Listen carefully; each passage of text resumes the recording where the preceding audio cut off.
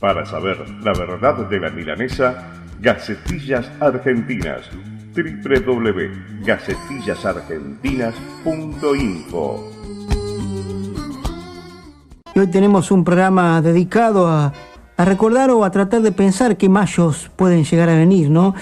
Mayos porque digo 25 de mayo de 1810, el rosariazo también se dio en mayo, el cordobazo en mayo, fines de mayo, el mayo francés y los mayos que tenemos que crear el 1 de mayo, ni hablar, ¿no? Y los mayos que tenemos que crear para algo diferente, ¿no? Y por eso vamos a conversar en nuestra primera entrevista con el licenciado en Ciencias Políticas y docente de la Universidad Nacional de Rosario, Carlos Solero. ¿Qué tal, Carlos? ¿Cómo te va? ¿Qué tal, Andrés? Buenas tardes. ¿Cómo va?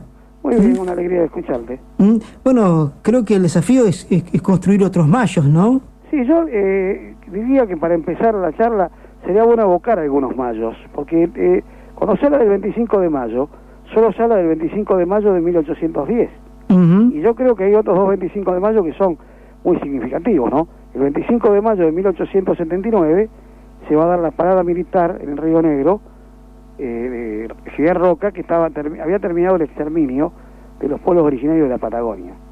O por lo menos lo había terminado según el criterio de él, ¿no es cierto? En ese 25 de mayo de 1879 se hace una parada militar y un solemne Te Deum, donde un obispo, digamos, hace el agradecimiento, que eso es lo que quiere decir Te Deum, por haber terminado exitosamente la campaña contra los infieles. Y por barco venía Guerrico, que venía desde el Océano Atlántico, por el Río Negro, y llegó exactamente el 25 de mayo de 1879. Hay otro 25 de mayo que me parece también muy importante destacar, que es el 25 de mayo del año 1901, porque es el día en que se crea la Federación Obrera Argentina, conocida hoy como Federación Obrera Regional Argentina. Desde 1904 se era FORA, la organización de los obreros anarquistas. Digo porque estos son dos fechas que no se las evoca. A mí me pareció muy significativo que la presidenta hubiera estado en Bariloche, ¿no? Yo no sé si vos hablaste del tema, ¿por qué Bariloche? ¿Y por qué Bariloche? ¿Y por qué Bariloche? Porque justamente es el aniversario dos aniversarios que a ella le importan. El 25 de mayo de 1810 y el 25 de mayo de 1879. Que cuando ella va a la Patagonia hace una evocación permanente de un personaje que algunos le dan buena prensa, pero que fue un personaje nefasto para los trabajadores de este país y los oprimidos de este país, que fue el perito Francisco Moreno, digamos, ¿no? El señor hizo trazado de límites y demás, o sea, fue un muy buen servidor de la burguesía vernácula. Pero este perito Moreno era un tipo que fue el que se ocupó de llevar a los indios vivos, a los que habían quedado, los llevó como al Museo de la Plata, que él mismo, digamos, era el que coordinaba. El Museo de la Plata es posterior a 1879. Entonces, bueno, ese reparto que Bayer cuenta de indios y familia, bueno, tiene que ver con eso. Cada vez que Cristina Fernández va a la Patagonia y hace un discurso, más allá de cuando va a sus propiedades, habla de Francisco Pascasio Moreno como una figura fundamental. A mí me parece muy coherente, porque es una presidenta de un Estado, digamos, en este caso. Entonces, bueno, esos mayos también hay que recordarlos, ¿no?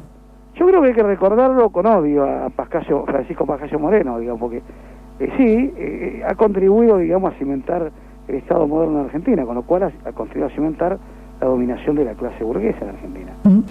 Alguna vez Bayer decía que el perito Moreno decía que los mapuches tienen cara de sapo, así lo dijo Bayer, lo contó. Sí, exactamente, los mapuches y los ranqueles tienen cara de sapo. Y bueno, eso demuestra, este señor formó parte de la Liga Patriótica Argentina, ¿no? Fue un activo, junto con Manuel Carles, que era de la Unión Cívica Radical.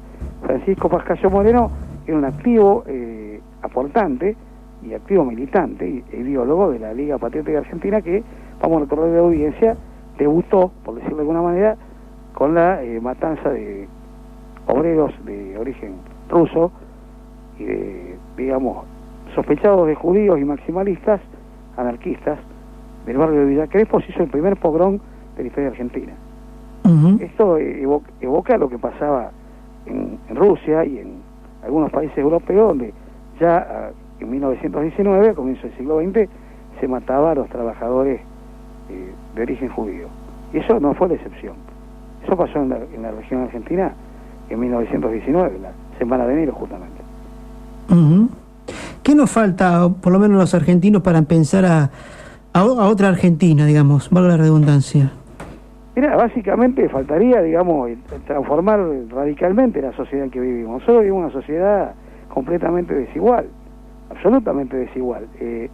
Cuando uno piensa que estamos en el bicentenario de la llamada Revolución de Mayo, una continuidad fundamental, ¿no?, con aquel momento. En aquel momento, el simulacro era la máscara de Fernando VII, ¿no?, que vos como docente le habrás explicado, ¿no? O sea, estamos haciendo una revolución en nombre de Fernando VII. Era la revolución contra Napoleón, estamos haciendo, Díganlo. Y esto, digamos, pruebas al canto. La cigarrera de Mariano Moreno decía, viva el rey Fernando VII. Y estoy hablando del tipo más avanzado de la primera Junta de Gobierno.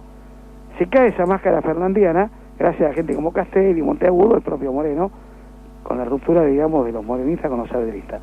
Si uno piensa en el primer centenario, que es el de 1910, estaba confirmado que había ganado Saavedra, digamos, ¿no? O sea, la fracción conservadora, militarista, clerical, reaccionaria, basada en los contrabandistas, en los negreros, en los terratenientes, en los Martínez de Oz, en los Sanchorena, en los Álzaga.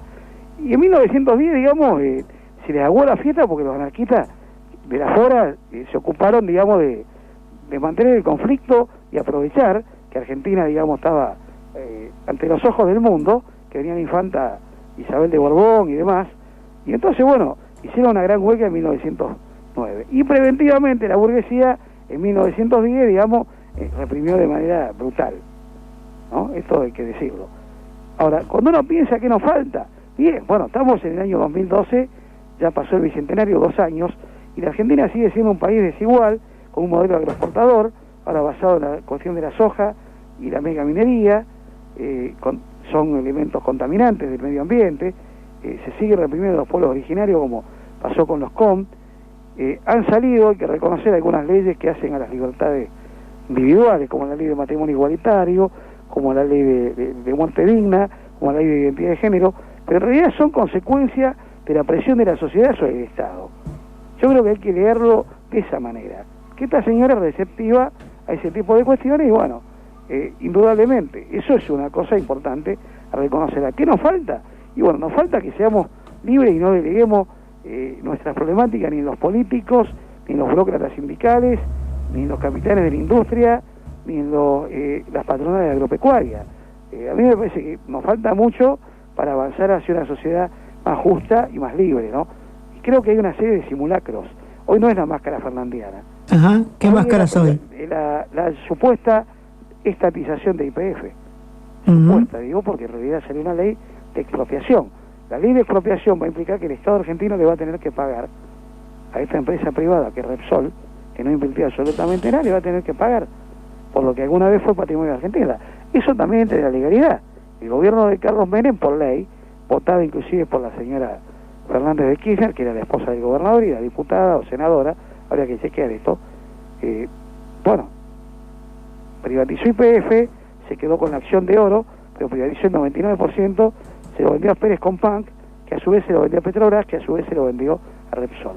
Y ahora Argentina está buscando socios como la Conoco Corp, como la Standard Oil Company, la ESO, o como la Chevron.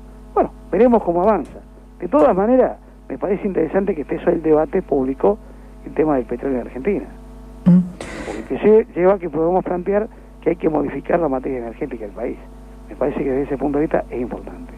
Carlos Soleros, gracias por tu tiempo y hasta la próxima aquí en Contrapuntos. Bueno, un saludo fraterno, como siempre, y gracias por permitirme expresarme con tanta libertad. Chau, hasta la próxima. Adiós. Un abrazo. El profesor y licenciado en Ciencias Políticas, Carlos Soleros. También hay mayos oscuros, como los comentaba Carlos al principio, ¿no? Lo de la conquista del desierto en 1800.